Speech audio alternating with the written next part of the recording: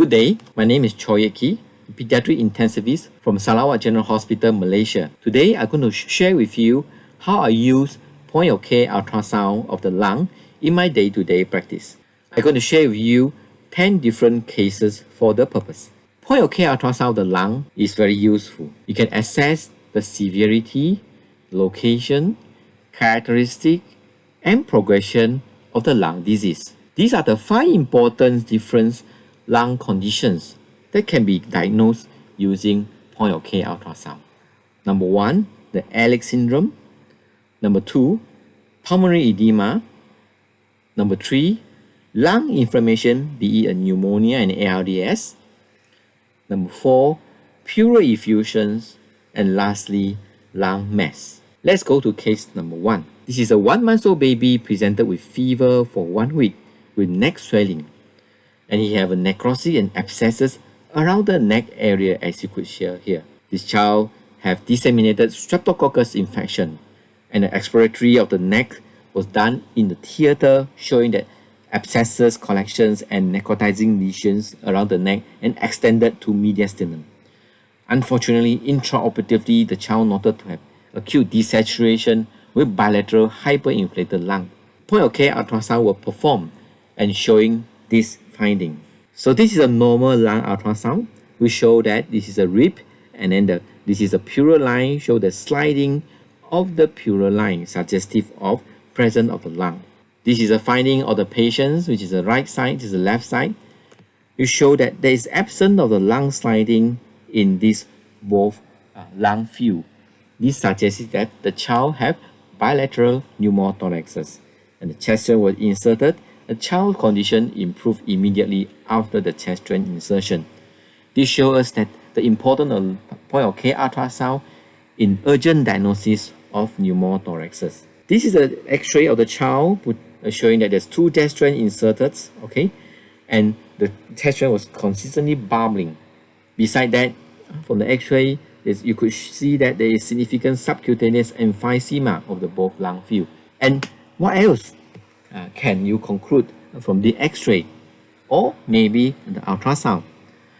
Besides telling us there's a presence or absence of pneumothorax, point-of-care ultrasound could also assist us to assess the extensions of the pneumothorax, as we could clearly demonstrated in this point-of-care ultrasound corresponding to the CT scan finding. When the probe is putting anteriorly, this view suggests of significant pneumothorax. When the probe put in laterally, we show that there is lung point that are present here. The lung point is the border between the normal lung and also the area of the collection of the pneumothorax.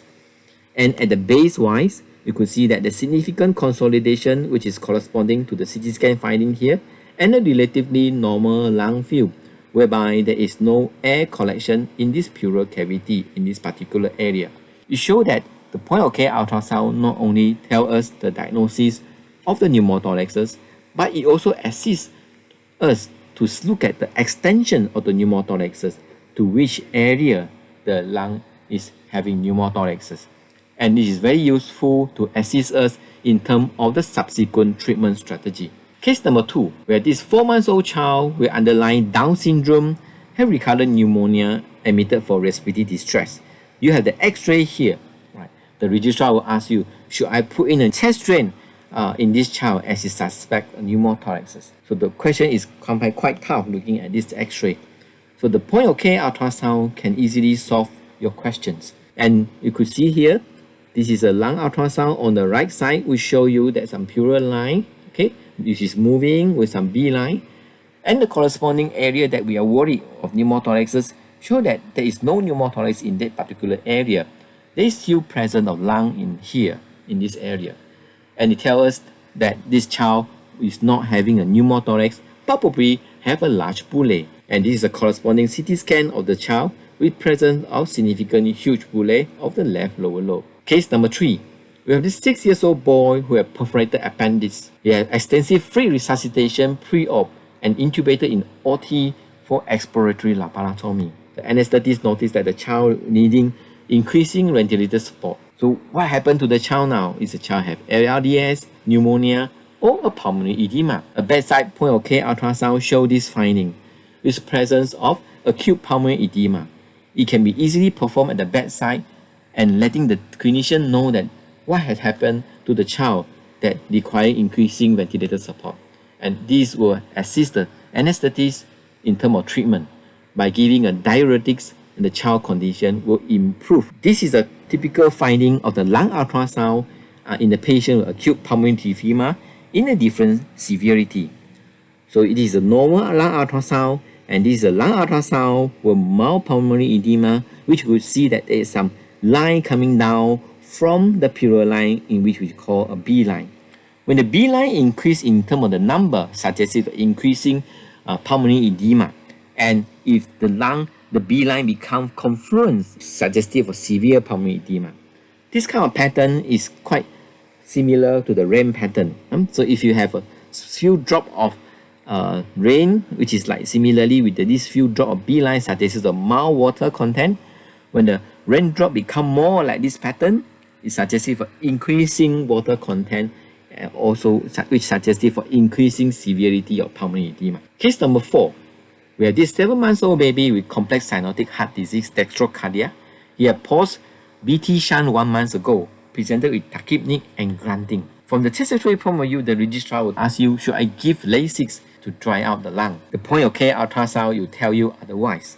So this is a point of care ultrasound done in these patients, which show that this child actually have huge pleural effusion with a collapsed lung. And not only that, it tells you the consistency of the fluid, which suggestive of some particle inside the fluid and suggestive of exudative pleural effusion. Fair enough, when the chest drain was inserted, right, this child had actually a chylothorax, and this is a chest X-ray post-drain removal, which show that the lung fluid actually clear out and the child improved without needing any fusimide. Point of care ultrasound not only tell you the presence of the pleural effusion, but it also can assist you in terms of quantify the volume. So this is a mild pleural effusion, moderate, severe pleural effusions, and massive pleural effusion. You also can tell you the consistency of the fluid content. As you could see here, this is a clear fluid, this is a fluid with some fibrin, a more exudative fluid, and organized empyema.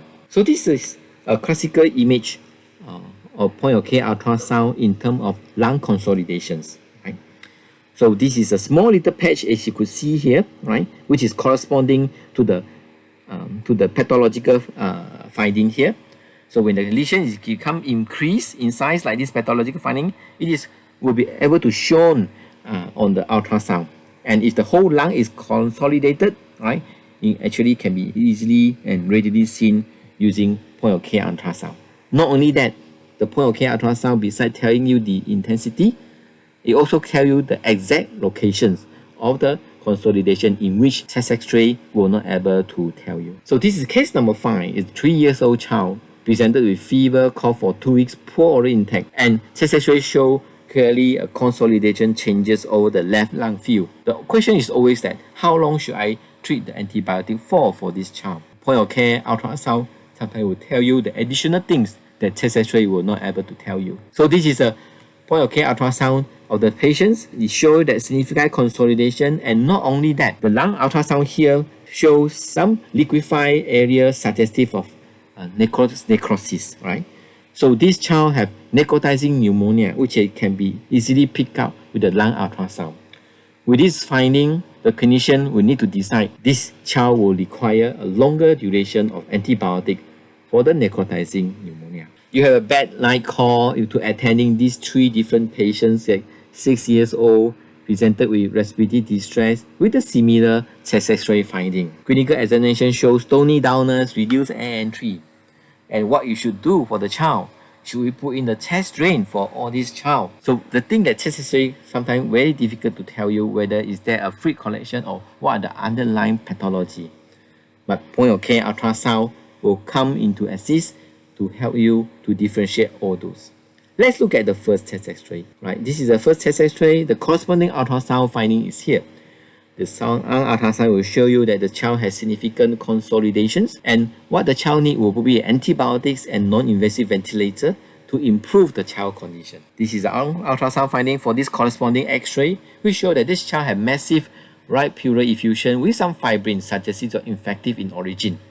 So by putting a chest drain with antibiotics, the child will improve with the treatment. For this corresponding ultrasound finding for this X-ray show that there's a multi-septations, right, with cystic and solid component. This child will need an urgent surgical referral because he have a significant huge right hemithorax teratoma.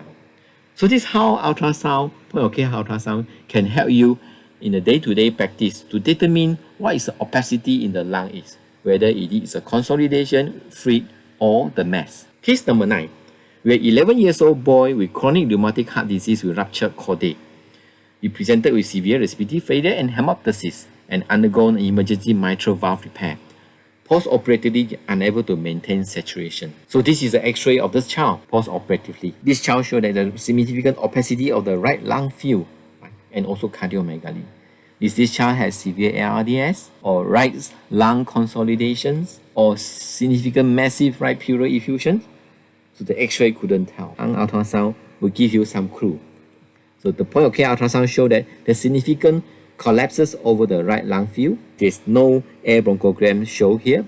Similarly, the upper images, right, show you that significant collapse over the lung with prominent vessel as you could see here, and there's no air bronchogram here, suggestive of consolidation. So with the background history of hemoptysis and total right lung collapse, one would think that the POPI clots that occluded the right main bronchus. So the bronchoscopy was done, showed that a blood clot obstructed the right main bronchus, you could see in this picture. So these huge right blood clots from the previous hemoptysis had occluded the right main bronchus, right, causing the right lung collapse. The right lung collapse can be easily shown in the point of care ultrasound. So this is a before clot removal showing that collapse over the right lung. After the clot was removed, immediately you could see that the lung become well aerated now. And this is the corresponding X-ray as well. Significant right opacity and well aerated lung after the clot removal. As you could see these pictures again, right, the different stages of consolidation that you can demonstrate it in the lung ultrasound. So that carry an important weightage in terms of recruitment strategy. So when we talk about recruitment strategy, we'll try to find out what is the best pressure in order to aerate the lung. Okay, so the lung ultrasound finding can tell you at which stages the lung is at the different stages of pressure, as you could see in this diagram. Case number 10, I'm going to show you how point of care ultrasound can assist in terms of lung recruitment. First of all, from this chest X-ray, you couldn't tell you where is the lesion is predominantly. Point of care ultrasound show us that the consolidation is predominantly at posterior area. So hence the child was nurse prone in order to improve the aeration of the posterior area.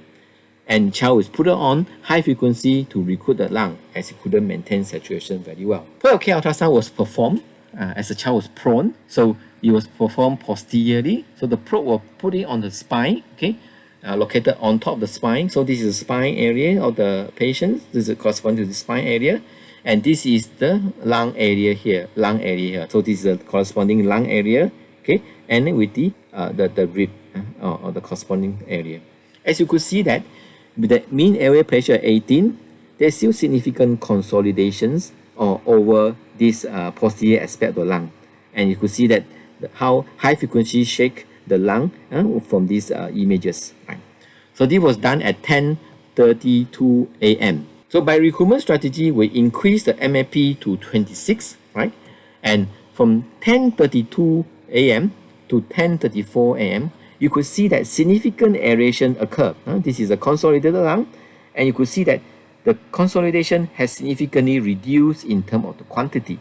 This is just after 3 minutes, and then the changes can be easily demonstrated in ultrasound. So 10 minutes later, you could see that more and more lung become aerations. 30 minutes later, most of the lung are being aerated, and within 1 hour time, the posterior consolidation has been well aerated. This shows us that point of care ultrasound can assist in terms of the lung recruitment by showing us the recruitment processes. To sum up, I show you the 10 different patients that how I use point of care ultrasound in the day-to-day practice. Point of care ultrasound actually can assist the clinician to confirm their clinical finding promptly and allow treatment to be instituted and monitor at the same time, and it is relatively easy skill to obtain.